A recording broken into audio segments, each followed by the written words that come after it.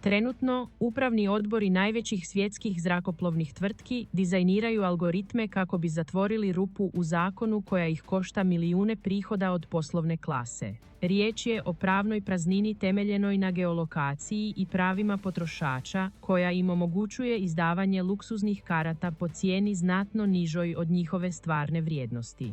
Industrija ne želi da se ova metoda raširi, ali pravila igre su postavljena i za sada su izgledi na njihovoj strani. Postoji nevidljivi ugovor koji potpisujete svaki put kada kupujete avionsku kartu, dokument dug desetke stranica koji gotovo nitko ne čita, ali koji sadrži pravila igre vrijedne više milijardi dolara. Unutar tih uvjeta i odredbi skriveno je ono što stručnjaci za zrakoplovstvo nazivaju naknadama za različita podrijetla i skrivenim gradskim bodovima. To nije greška u sustavu. To je izravna posljedica načina na koji su međunarodni zrakoplovni ugovori građeni prije nekoliko desetljeća. Zrakoplovne tvrtke su bijesne, jer, dok pokušavaju maksimizirati svaki peni svojih sjedala u poslovnoj klasi, sve veća skupina putnika shvatila je kako prisiliti algoritam da im proda luksuzni apartman po cijeni standardnog sjedala u stražnjem redu. Ova pravna rupa temelji se na strukturi cijena koja prkosi uobičajenoj logici. Ideji da dulje putovanje s više presjedanja nužno mora biti jeftinije od izravnog leta. Za zrakoplovne tvrtke ovo je konkurentska strategija krađe kupaca u zračnim lukama gdje ne dominiraju tržištem. Međutim, za iskusnog putnika to predstavlja glavni ključ za ulazak u kabinu poslovne klase. Prilikom kupnje karte za udaljenu destinaciju s presjedanjem na glavnom čvorištu, putnik jednostavno odlučuje da se ne ukrca na drugu dionicu putovanja. Pravno gledano, usluga je plaćena i putnik ima pravo iskrcati se na presjedanju, ali za zrakoplovnu tvrtku to predstavlja prazno sjedalo koje su mogli prodati za $5.000. Bijes zrakoplovnih tvrtki ne proizlazi samo iz novca izgubljenog na tom putovanju, već i iz pravne nemogućnosti kažnjavanja potrošača.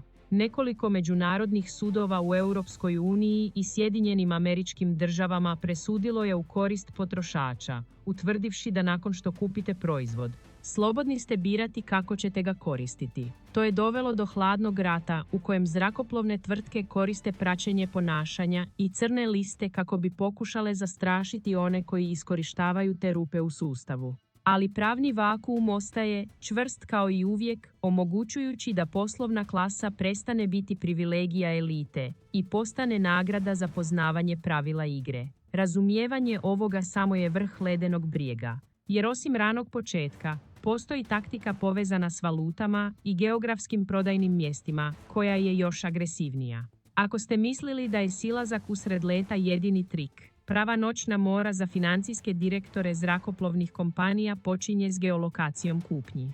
Tvrtke koriste tehniku dinamičkog određivanja cijena koja mijenja cijenu sjedala u poslovnoj klasi ovisno o zemlji iz koje je karta izdana. Tu dolazi do izražaja rupa u zakonu o regionalnoj prodajnoj točki. Zahvaljujući prazninama u sporazumima o digitalnoj trgovini, korisnik u Madridu može kupiti let iz Londona za New York, ali prevariti sustav da povjeruje da se transakcija obavlja u devalviranoj valuti ili s promotivnom cijenom ekskluzivnom za tržište u nastajanju poput Vijetnama ili Brazila. Zrakoplovne tvrtke su bijesne jer ova taktika omogućuje pristup istim luksuznim kabinama, VIP privilegijama i gurmanskim jelovnicima, ali za do 60% manje. To nije prijevara, to je jednostavno iskorištavanje činjenice da zakoni slobodnog tržišta sprječavaju tvrtke da potpuno diskriminiraju cijene u globaliziranom svijetu.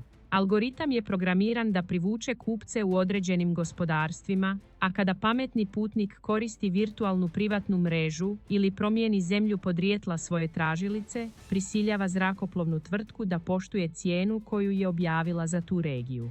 Pravni sukob eskalirao je do te mjere da su neke od najvećih europskih zrakoplovnih kompanija pokušale otkazati karte kupljene ovom metodom, tvrdeći da se radi o zloupotrebi platforme. Međutim, regulatori civilnog zrakoplovstva bili su jasni. Ako je cijena dostupna i plaćanje je obrađeno, ugovor o prijevozu je valjan.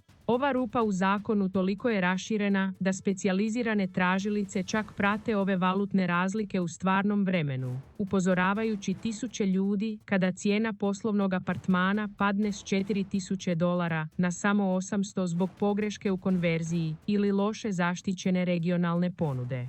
Najnevjerojatnije je to što, dok tvrtke troše milijune na zakrpe za kibernetičku sigurnost, međunarodno pravo i dalje štiti slobodu potrošača da biraju gdje i kako kupuju njihove usluge. Zato ćete u redu za prioritetno ukrcavanje vidjeti visoke rukovoditelje i česte putnike kako se smiješe. Oni znaju nešto čega ostatak kabine nije svjestan. Ali pravi dragulj u kruni nije samo ušteda novca, već i mogućnost pretvaranja karte u ekonomskoj klasi u luksuznu korištenjem pogrešnih cijena koje se moraju poštovati prema zakonima o transparentnosti.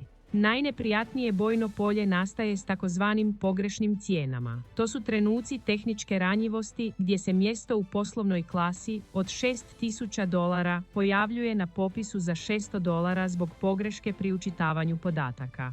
Ono što uznemiruje zrakoplovne tvrtke jest to što ih u mnogim jurisdikcijama Europske unije i Sjeverne Amerike zakoni o transparentnosti prisiljavaju da poštuju tu cijenu nakon što je karta izdana. Iako pokušavaju tvrditi da se radi o očitoj pogrešci, pravna rupa je jasna. Ako je transakcija dovršena, ugovor se poštuje. Osim tehničke pogreške, postoji i nepogrešiva taktika, pravo na odobrenje, koje regulira IATA. Ako zrakoplovna kompanija otkaže ili odgodi let u ekonomskoj klasi, putnik ima zakonsko pravo na promjenu rezervacije u sljedećem dostupnom avionu. Pametni putnici znaju kako to iskoristiti pozivajući se na propise koji od zrakoplovne kompanije zahtijevaju da ih nadogradi u poslovnu klasu ako nema mjesta u originalnoj kabini, pretvarajući kašnjenje u besplatnu i pravno provedivu nadogradnju. Taj je pritisak prisilio zrakoplovne tvrtke da prepišu svoje priručnike, ali sve dok međunarodni ugovori daju prednost korisniku, prednost će imati oni koji poznaju zakon.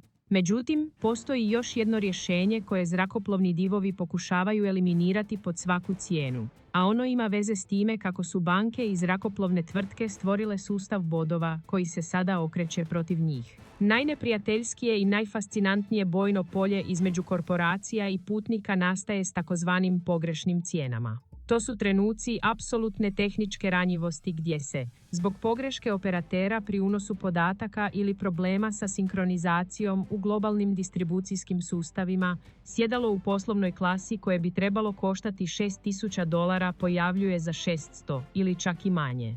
Ono što izluđuje zrakoplovne tvrtke jest to što u mnogim jurisdikcijama Europske unije i Sjeverne Amerike zakoni o zaštiti potrošača i transparentnosti oglašavanja zahtijevaju da poštuju tu cijenu nakon što je karta izdana i potvrđena.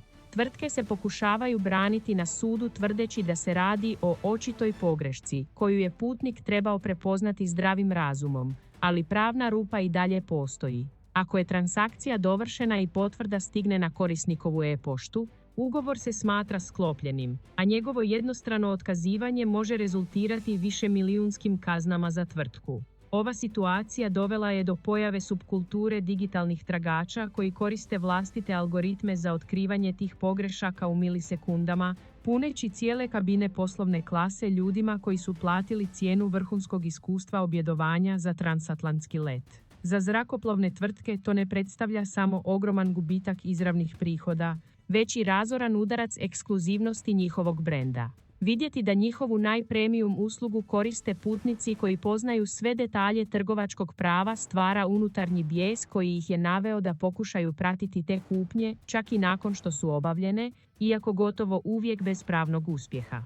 No, osim tehničke pogreške, postoji i pravno zaštićena taktika koju se vrlo malo tko usuđuje koristiti.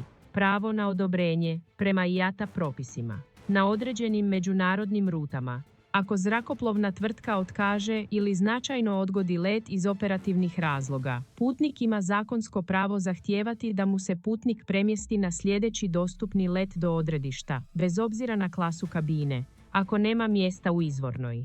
Pravno upućeni putnici znaju kako izvršiti pritisak na korisničku službu, pozivajući se na specifične članke koji obvezuju tvrtku da ih nadogradi u poslovnu klasu kako bi ispunila svoju dužnost prijevoza. To je pravna transformacija logističke neugodnosti u besplatnu i potpuno legitimnu nadogradnju, koju zrakoplovne tvrtke pokušavaju prikriti nudeći jednostavne vaučere za obroke ili popuste na hotelske noćenja. Taj stalni pritisak prisilio je upravne odbore da iznova prepisuju svoje operativne priručnike. Međutim, sve dok postoje međunarodni ugovori koji daju prioritet pružanju usluga i zaštiti vremena putnika nad korporativnom dobiti, prednost će ostati na onima koji se usude čvrsto i stručno braniti svoja prava. To je igra šaha u kojoj pronicljivi putnik uvijek ima spreman dobitni potez. Konačni udarac u ovom ratu interesa dolazi od prijenosa vrijednosti u programima vjernosti, alata koji su zrakoplovne tvrtke stvorile kako bi osigurale lojalnost kupaca, ali koji se sada okreće protiv njih. Izvorno su milje bile jednostavno način zahvale na lojalnosti, ali rupa u zakonu nastaje kada se ti bodovi pretvore u globalnu valutu koja se može prenositi između banaka, hotela i zrakoplovnih tvrtki iz različitih saveza poput Star Alliance-a ili One World-a. Stručnjaci su otkrili da premještanje bodova između partnera na različitim kontinentima stvara mogućnosti arbitraže vrijednosti, gdje putovanje u poslovnoj klasi na kraju košta manje od zračnih pristojbi.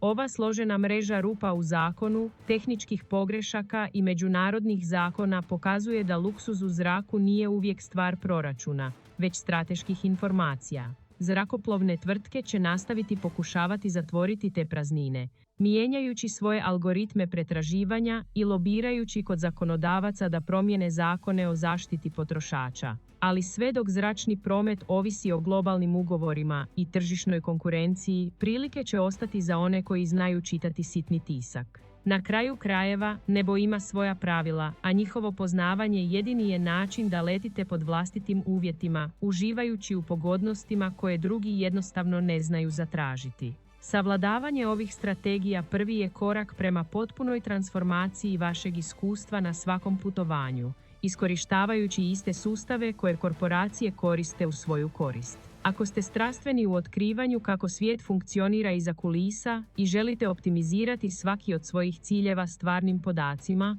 razmislite o istraživanju više sadržaja poput ovog kako biste ostali korak ispred u dinamičnoj informacijskoj igri.